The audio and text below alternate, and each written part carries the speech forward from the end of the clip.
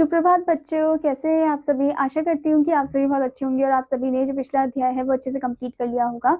तो चलिए अब हम चलते हैं हमारे 10वें अध्याय पर, जिसका नाम है महान वैज्ञानिक लुईस पैस्चर।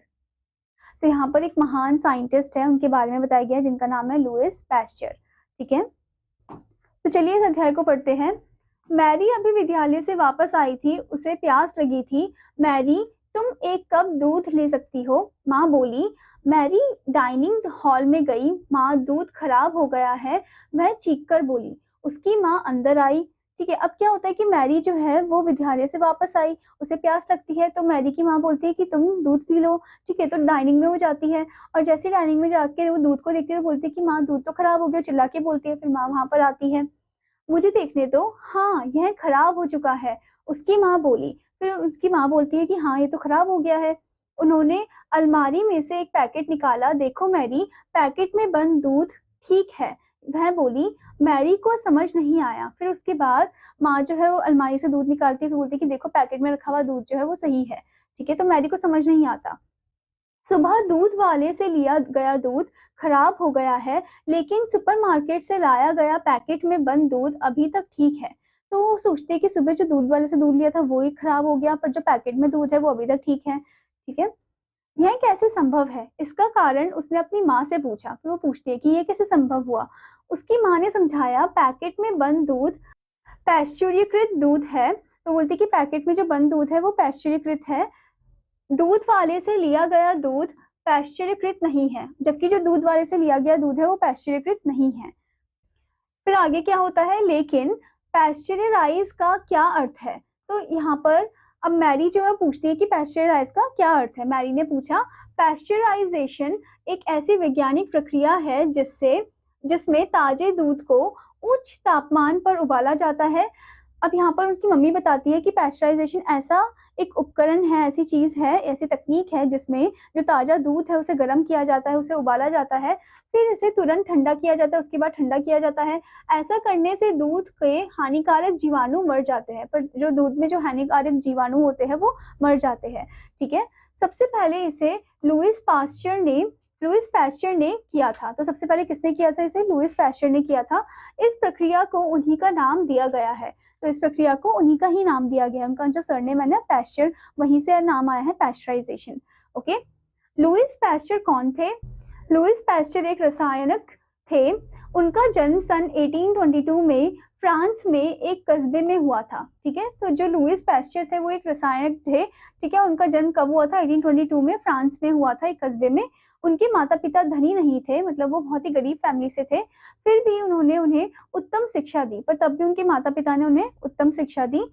उन्होंने विज्ञान में डिग्री प्राप्त की और उन्होंने फिर साइंस में डिग्री प्राप्त की। रसायन विज्ञान में उनके अंक अच्छे नहीं थे। जो रसायन विज्ञान था उनमें उनके अच्छे नहीं अंक आते थे, यानी कि मार्क्स कम आते थे। लेकिन रसायन विज्ञान में रुचि होने के कारण उन्होंने रसायन के अध्ययन को जारी रखा, पर तब भी उन्होंने उस अध्ययन को जारी रखा। उन्होंने प्रयोगशाला में अधिक समय व्यतीत किया और फिर वो प्रयोगशाला में अधिक समय व्यतीत करने लग गए, लैबोरेटरी में। ठीक है, वह लगातार सूक्ष्मदर्शी से रोगाणुओं को देखते रहते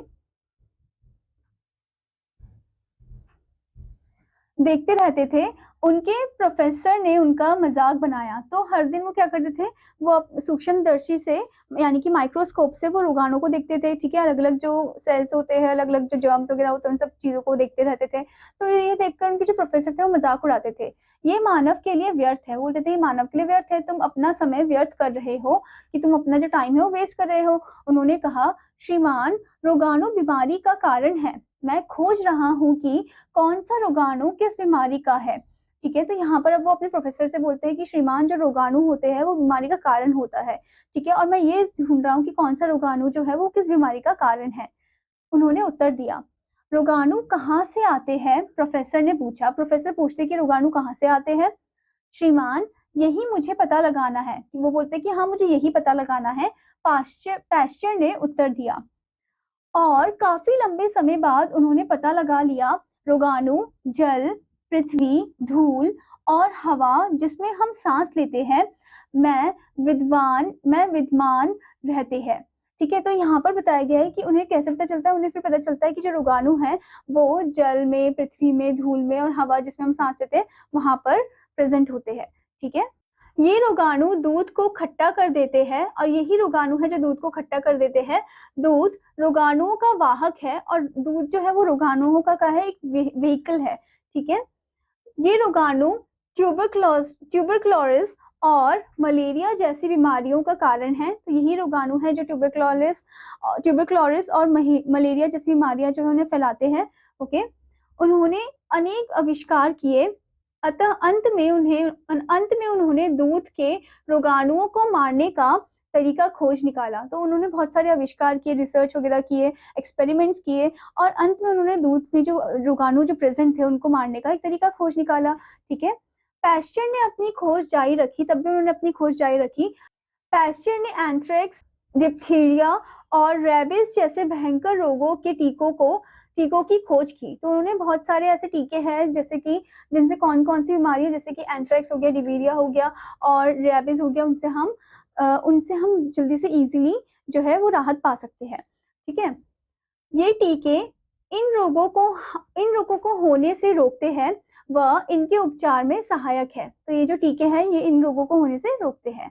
ठीक है, एक बार एक माँ अपने पुत्र जोसेफ को पैस्चर के पास लाई। जोसेफ को एक पागल कुत्ते ने काट लिया था। तो एक बार क्या होता है कि एक माँ जो है वो अपने पुत्र जोसेफ को अब पैस्चर के पास लेकर जाती है और जोसेफ को एक पागल कुत्ते ने काट लिया था। ठीक है, उसके शरीर पर 14 घाव थे और उसके शरीर पर जो है 14 घाव थे। कुत्ते को रैबिस था और कुत्ते को जो क्या बीमारी थी, रैबिस था। सभी उस लड़के के लिए दुखी थे। सब यह कहते थे कि बच्चे का मरना निश्चित है। तो सब बहुत ज्यादा दुखी थे और सब बोलते थे कि बच्चे का मरना निश्चित है। पैस्चर को भी कोई आशा नहीं थी, फिर भी उन्होंने लड़के को बचाने का निश्चय किया। पैस्चर को भी आशा नहीं थी कि ये बच पाएगा या नहीं बच पाएगा। ठीक है, पर तब भी उन्होंने बचाने का पूरा वो किया, निश्चय किया। ठीक है, पैस्चर ने खरगोश के शिरम से एक टीका तैयार किया। खरगोश रैबिट से मर चुका था। सबसे पहले उन्होंने कम मात्रा में लड़के को टीका लगाया। ठीक है, तो वो क्या करती है, खरगोश के सिरम होता है वहीं से वो टीके को लेते हैं और खरगोश जो है वो रैबिट से पहले ही मर चुका था। ठीक है, तो अब वो थोड़ा सा कम मात्रा लेते हैं और लड़के को लगा देते हैं।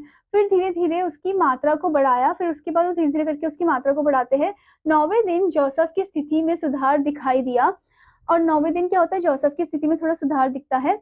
वह अब खतरे से बाहर था। 3 माह के अंदर जोसेफ अस्पताल से वापस घर लौट आया। अब वह पूरी तरह स्वस्थ बालक बन चुका था। तो उसके बाद क्या होता है, वो पूरी तरह स्वस्थ बालक बन जाता है। सन 1885 में बहुत से लोग पागल कुत्ते के काटने से मर जाते थे। तो सन 1885 में बहुत सारे लोग जो थे वो पागल कुत्ते के काटने से मर जाते थे। ठीक है, कोई भी उन्हें बचा नहीं पाता था। सन 1885 में एंटी रैबिस उपचार से हजारों व्यक्तियों का जीवन बचाया गया। ठीक है, फिर 1885 में एंटी रैबिस जो उपचार है वो बना। ठीक है, और उससे बहुत सारे लोगों की जान बची। संसार को लुईस पैस्चर का धन्यवाद करना चाहिए। लुईस पैस्चर फ्रांस के महान वैज्ञानिक कहलाए जाने लगे। ठीक है, तो हमें किसका धन्यवाद करना चाहिए, लुईस पैस्चर का धन्यवाद करना चाहिए, क्योंकि उन्हीं की वजह से अगर हमें कोई एनिमल काट देता है, डॉग काट देता है, ठीक है, तो वो जो इंजेक्शन है ये इन्हीं की वजह से ही हमें मिला है। ठीक है, उसमें जो सीरम है ये भी इन्हीं की वजह से ही मिला है।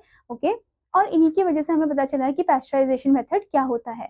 ठीक है बच्चों, तो इस अध्याय से हमें क्या शिक्षा मिलती है, हमें यह शिक्षा मिलती है, इस कहानी से हमें यह शिक्षा मिलती है कि सफलता प्राप्ति के लिए हमें बार बार प्रयास करना चाहिए।